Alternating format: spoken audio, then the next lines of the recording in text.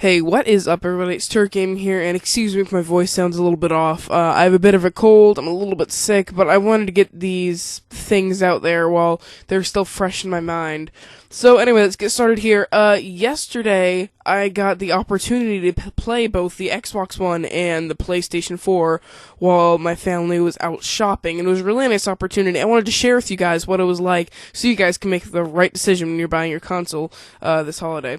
So let's go ahead and get started here. Starting off with the Xbox One, because I played that first, and it's what I'm going to be getting. I played Forza 5, and I don't know what it was about this game, but it looks so realistic. I think it was the lighting. It was great, but it looked a lot better than any game I've ever seen. I don't know if that was the game itself, or is that because it was on the next-gen console? I'm hoping it was because it was on the next-gen console, because I'm not getting Forza, and I want other games to look just as good as that. But the controller, it felt really nice. It looks really awkward in some of the pictures. It looks like they're using the big controller that they started off with. But it feels really nice. It's much more form-fitting to your hands, especially if you have big hands. And I have gigantic hands for someone my age. So, this controller is definitely good for me. The control sticks, they're a lot taller than they were on the Xbox 360, and not a lot. They're about 1.5 times taller, I would say.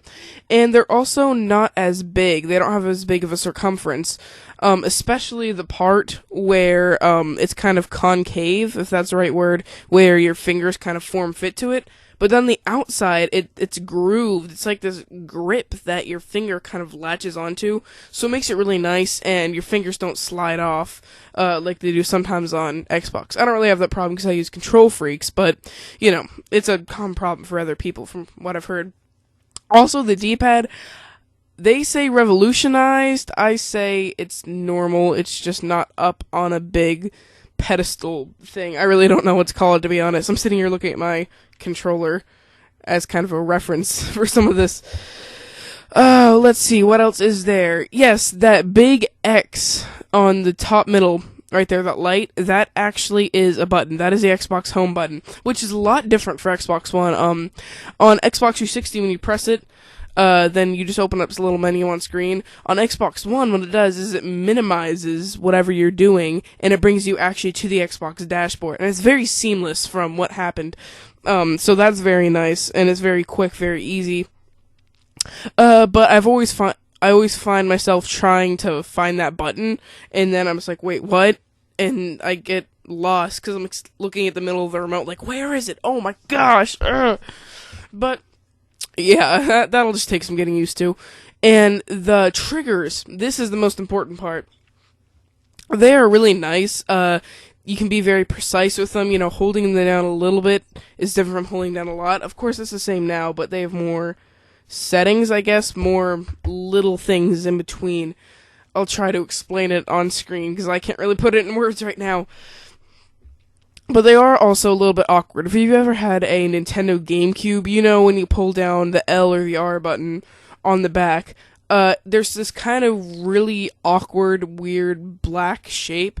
I'll put a picture on screen if I can, but it's just this open space where there's nothing. It's a space in between the trigger being pushed down and the controller, and that is on Xbox One. You don't really feel it. It's just that sometimes when you push down the controller, you realize, hey, there's a bit of a gap here, and then you feel it. It's enough to kind of put your finger into the remote. It feels really awkward, but when you're actually playing with it itself, with the controller, then it's not that much of a problem. So that's very good. Alright, so, oh wow. So moving on to the PlayStation 4, I got to play, I do not know what it's called. It might be Crack. That sounds really bad, but it might be called Crack. I'll put it on screen. But this game, it's hard to judge the graphics of the PlayStation 4 this game, because this game is very claymation-y. It doesn't look very good. But I'm not trying to get off on the PlayStation 4 here. It was just a bad choice of games. I should have had us do Killzone or something, which is supposed to look amazing. But yeah, so even with a game that looks like that, there were random frame rate drops where you went down to 10 or 20 frames per second, from 60 down to 10 or 20, and it's while nothing important is going on. You're just walking around, so you're like, oh, well, I'm just gonna lag now, like, blah, blah, blah, blah, blah, blah, blah. So, that's not good. I don't know if that's just that console. From what I've heard, that's happening on all consoles. You guys will have to search that for yourself. But, yeah, just thought I'd put that out there. Other than that, the gameplay itself was fine. Now, here's the controller. As you all know, the PlayStation 3 controller was a disaster. It was terrible. The sticks, they were, pushed outward, so when you put your fingers on, it's like they wanted to slide off, as if the sticks were hills, and you're rolling down them with your thumbs. Yes, I just said that. And it was very small, and you couldn't hold it right. At least I couldn't, because like I said, I have giant hands. You could, like, wrap your hand around the handlebars, like, twice. With a PlayStation 4, there is a big difference, though. It is a lot bigger. Still not as big as the Xbox One controller, but about as big as the Xbox 360 controller. So, that's good. And the sticks, they felt really nice. They weren't like a little hill anymore. Now they're pretty much the same as Xbox. It's kind of concave on the inside, and then there's a bit of a rigid thing on the outside, but it's still not as good in my opinion. But, you know, it's all up to you guys. I'm just trying to get the information out there. Also, the buttons, the square, X, triangle, circle, they felt really nice, but they're a bit too much into the controller. Actually, now that I think about it, it was the same with that as it was on the Xbox One, so I just thought I'd put that out there. The triggers and the bumpers, I don't know what they're called. I think they're 1 and 2, 3 and 4 or something. They actually felt really nice. They didn't feel as good as they did on the Xbox 360 controller, but they felt a lot better than they did on the PlayStation 3 controller. And if you've watched people play, you know a lot of people have their middle fingers just kind of wandering aimlessly on the back of the controller. It's really hard to figure out where to put those with a PlayStation 4 controller, except for the fact that the way that they made the triggers and bumpers, you feel like you have to have both of your fingers up there at all times. Your pointers on the bumpers and your middle fingers on the triggers. So that's really nice. So you don't really have anything awkward about the controller. It all feels really nice. Except for the sticks, which are surprisingly lower than usual, which is bad because by the time I'm done, my thumb is cramping. Mainly in my left one. That's probably because I play Xbox so much and I'm so used to it being more fitting to your hand than looking better. I don't know. And the touchpad. This is the last thing I want to touch base on. Alright.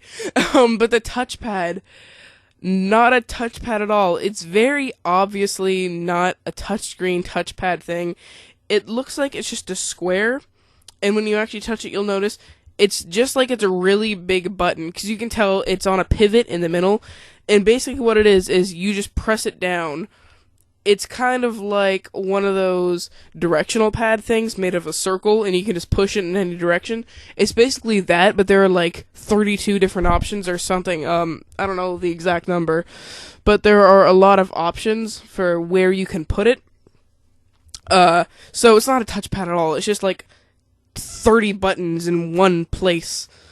It's very helpful, though. I think so, at least. Anyway, guys, hope you enjoyed. If you have any questions about the two consoles, ask me in the comments, because, like I said, I got a hands-on experience with these, so I know a little bit more than the people who didn't get a chance to play it. But anyway, guys, hope you enjoyed. I'll see you guys next time.